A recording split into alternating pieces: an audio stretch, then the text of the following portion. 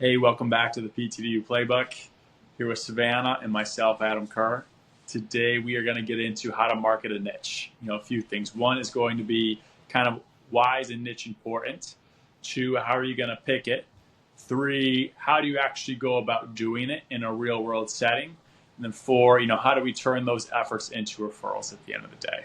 But here with me as always, Savannah Peterson, Head of Physician Relations at PTDU, expert physician marketing. Savannah, thank you again for joining us. Thank you. Absolutely. All right, so let's start talking about a niche. And when it comes to the therapy world, there are a lot of different specialties therapists have, whether it's Parkinson's, pelvic floor, orthopedic, neuro in general, and there's a whole array of things. There's a whole array of certifications. So let's start by defining what is a niche, and then two, how does it pertain to healthcare and referrals just in general? Great. Okay. So I guess I'll start with there's a lot of power in deciding that you want to have a niche because it's not just now you marketing to that physician or to that referral source. They're searching for someone like you. They want that is a specialist in their particular field to send their patients to. So it's not just a diagnosis, it's a part of how you're treating your patients and what you're looking to see as well. So I guess what is a niche? It's going to be anything that you love to treat, that you find that you have really good outcomes with, something that you feel really confident in treating and in seeing and in explaining yourself with, and something that you enjoy, helping people out, whether it's patients, providers, and making a difference. Yeah, what I think about it too is in the healthcare marketing world, obviously you could say there's a lot of competition. There's so many patients going into the doctor's offices and they have so many people maybe that they want to send patients to, etc. I define a niche as when that unique patient comes into the doctor's office, the light bulb should going off in their head. Oh, this is a little funky. Oh, Savannah's my go-to. Like the niche is what gets you from being in that convoluted space to top of mind to whoever that provider is and that person, because usually it's so specialized or unique that you are one of very, very few, maybe very few even in that area, that can help that provider or that referrer source get that patient treated. So I view as a niche like it's the way to stand out, and it's what comes top of mind when that certain person comes into the office. Your name, your head goes to the top of the list. Yes, yes, absolutely. They want the person for the job, not just any person, because general physical therapy is available everywhere, right? There's a lot of different. Of course, PTTU has a niche already where we're really our own businesses, we're our own therapists going out and treating patients, but to really dial in and get the doctor to think about you more frequently, if you just have a buzzword that you're able to use with a type of patient that you're able to paint a picture of, then having that niche is going to help you basically have access to more patients. Yeah, and this is kind of we'll get into how do you pick your niche, because there are therapists who say, hey, well, I love doing ortho, I love doing neuro, but I also have a pelvic floor background. Like, is it worth it to go in and say you like all three, or should I Mhm. just really niche down, as we keep saying that word, to pelvic floor? Like, how do I pick? Maybe I like all three of those patient types, but are my efforts going unwasted if I say all three as opposed to picking one or the other when I'm going in and doing my marketing efforts? I think that's a great question. So the common denominator is that whether, no matter how many specialties you have, at the end of the day, you're still a physical therapist. So I think when you walk in somewhere, it's the best thing you can do is set yourself up with just one specialty. So for example, you're going into an orthopedic doctor's office, you want to focus in on the fact that you love treating total knees. You worked in a busy outpatient clinic. You've seen hundreds of total knees. You've had, excellence in a clinical setting, and it's something that you love to treat. But it doesn't mean that you can't have more than one, because then in that case, you can take that specialty, what you have, into that specialist, and then diversify the types of patients you're seeing, but keep it honed in when you're going in and marketing to that person. Mm-hmm. Yeah, yeah, and you always got to think about, hey, you want to stand out. I say if it's Mhm. more obscure and like you truly like that, first you got to like it, so there's no point, because you'll just end up miserable. Obviously, if you're just saying something to stand out, but you truthfully Yes. like lymphedema. I'm certified in lymphedema. Truthfully, I don't enjoy seeing lymphedema patients, so I'm not going to go out there and say, hey, I'm lymphedema certified, even though it would probably help me drive a lot of referrals to myself, but something that maybe I'm not passionate about. So first off, making sure you like that niche or like that specialty. And secondly, the more unique it is, the more powerful it is, because there's a lot less of you that do it. So I'd say, hey, if you like it, pick the most unique one and then start with that, but tailoring it to that provider's office. But Savannah, what if it's like a GP? So what if you go into a GP, instead of ortho, we'll set aside that, but GP, okay, then I have a couple. How do I then tell them? Because they're not like an ortho, I'm going to say, hey, I love total knees. What would you say? That's a great question because a lot of the times, I think for most of our therapists, GPs tend to be the highest type of provider that is referring, and they are a GP, so they see everything.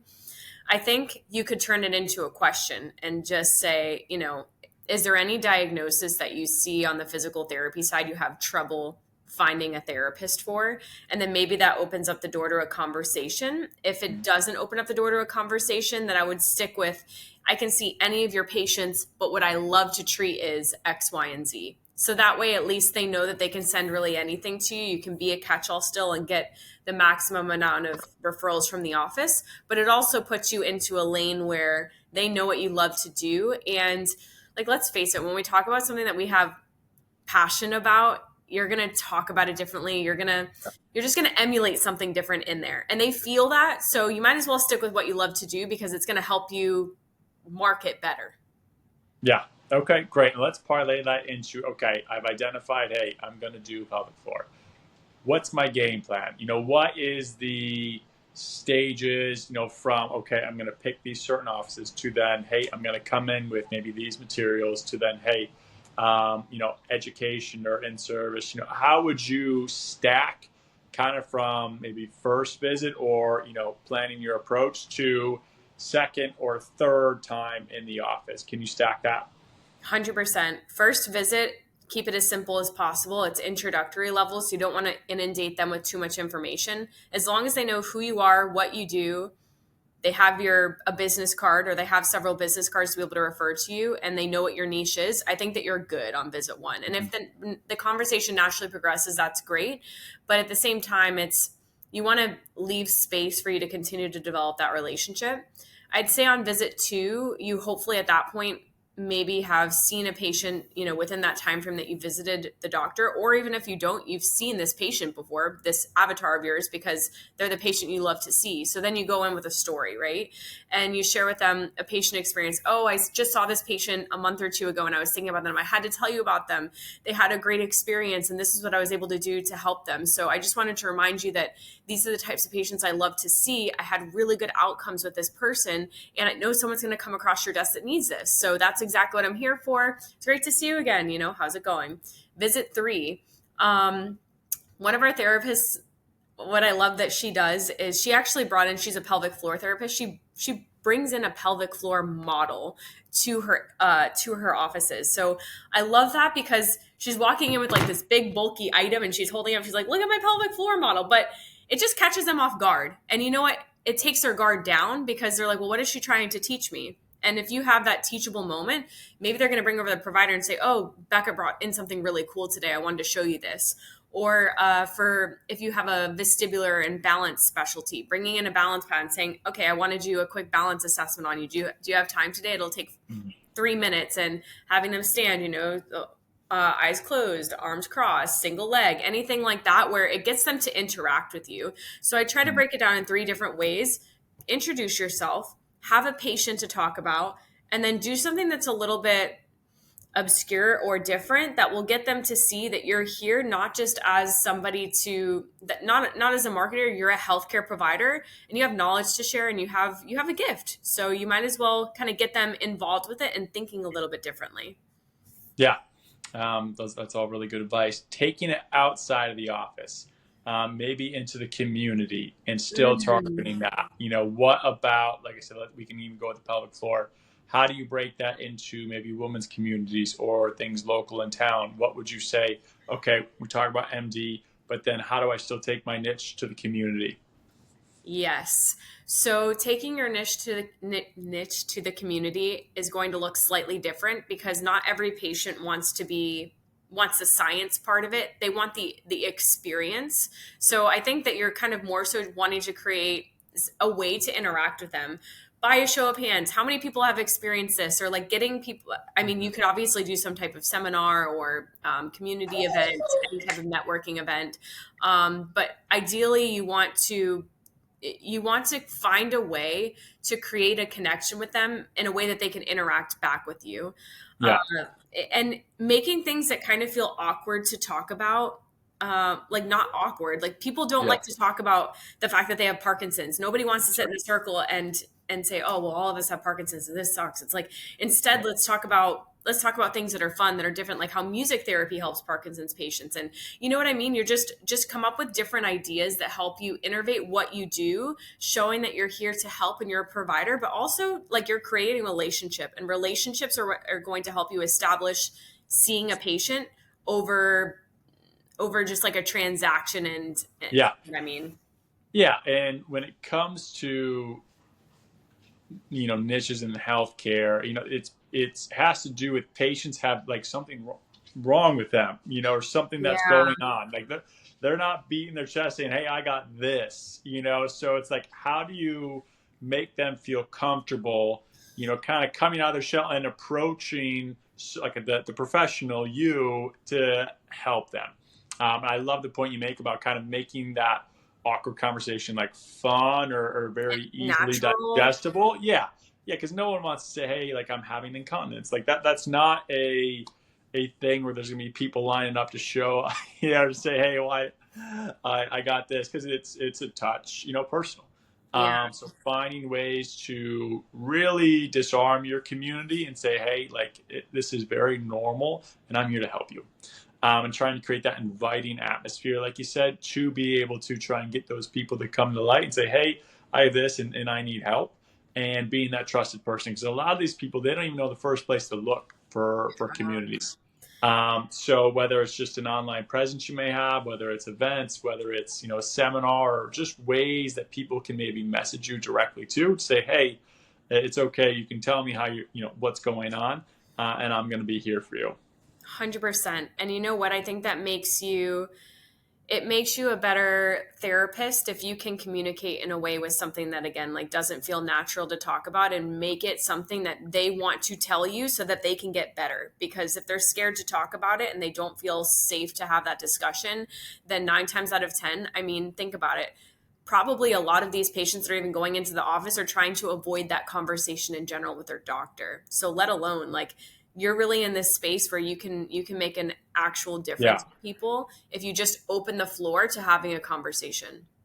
I think there's a lot of power, especially in those we call them obscure, areas of community marketing, whether it is Facebook, whether it is Nextdoor, whether it is these things, because there are people in your neighborhood who you don't know that are dealing with issues or things that they need help with, and just knowing that there's a provider around them or a provider that you can speak to it. I think there's a lot of power in that, and being able to kind of broadcast it, whether it's like I said, Facebook group, Nextdoor group, whatever, and putting it out there that, "Hey, you're my people, and I'm here to help you." I think you get a lot more leverage. It's Facebook and Nextdoor are great for just saying you're a physical therapist too, but adding that niche, like when someone's reading that on their cell phone late at night or their computer when they're scrolling, like it's gonna feel like you're talking to them, Yes. and they're going to feel way more inclined to resonate with it and then reach out to then set up services with you. So as much as you want to hit the physician offices because that's where you'll get like a steady flow, I Yeah. think there's a lot more leverage too on the community slash online presence, and just trying to become an expert, and being that person, whether it is you're doing your own YouTube videos, whether it is you're doing Instagram, and just educating people on a certain subject so they can find you, because it's very powerful, those communities, because People want to support each other and they want to rally around each other, and they're going to Yeah. look for someone to lead them. When I say lead them, just like, hey, who do we turn to for our advice? Like anything, like we want to be therapists, people they turn to for advice on how to grow their practice. Yes. Patients are looking for, hey, who do I turn to help me stop having incontinence when I sneeze? Things like that. Or I had an exacerbation with my CHF or my Parkinson's, or et cetera, et cetera. Who do I go to now? So Totally. trying to be that expert or just trusted professional or provider will get a lot of traction, and then you'll start to build. Especially, let's say you do one video, one comment, one blog a week for 52 weeks. I mean, there's no way if you did that you wouldn't have people commenting, lining up to come see you. Absolutely. And there's another piece to this too, right?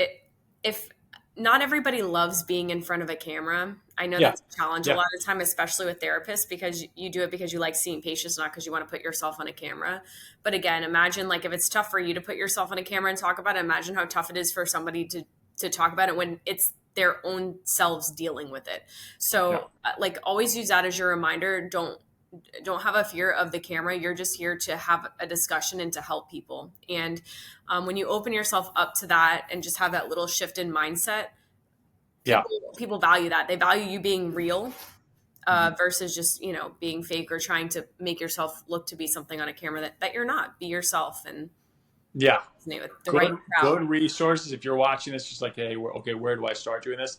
There's good like Facebook and Nextdoor. Obviously, those are just kind of your community pages. Yeah. If you want to start your own like blog or newsletter about this, Substack.com is a Mm. great place. You say, hey, maybe I don't want to put my face in camera, but I just want to write articles or little letters that I'm going to start putting out into the universe. That is a really good spot to start, Substack, because it can go right to people's emails when they subscribe, and you're putting out just a piece of education that you can type up and put out there once a week, and you can set that to yourself. We talk about this all the time. It does take effort. And people, I think, sometimes brush it off when it comes to building up their patience, and they think they can turn it on, turn it off. It takes consistent effort, week in, week out, whatever it is, whatever action you're willing to take, whether it's I'm going to go in the doctor's office every day and talk about my niche, whether it's I'm going to write one little blog or newsletter once a week for the whole year. Pick something, stick to it, and follow it through. And then you're going to see the traction, but it does take effort. We don't like to sugarcoat it. Yeah. Yeah. Good. Okay, great. Well, I think we gave some actionable items here to kind of take off and go. If you guys like anything else, or you wanna ask us more questions, feel free to comment below or reach out. And like I said, until next time, Savannah, thanks for coming on. Thank you. All right, have a good one, everyone. Bye.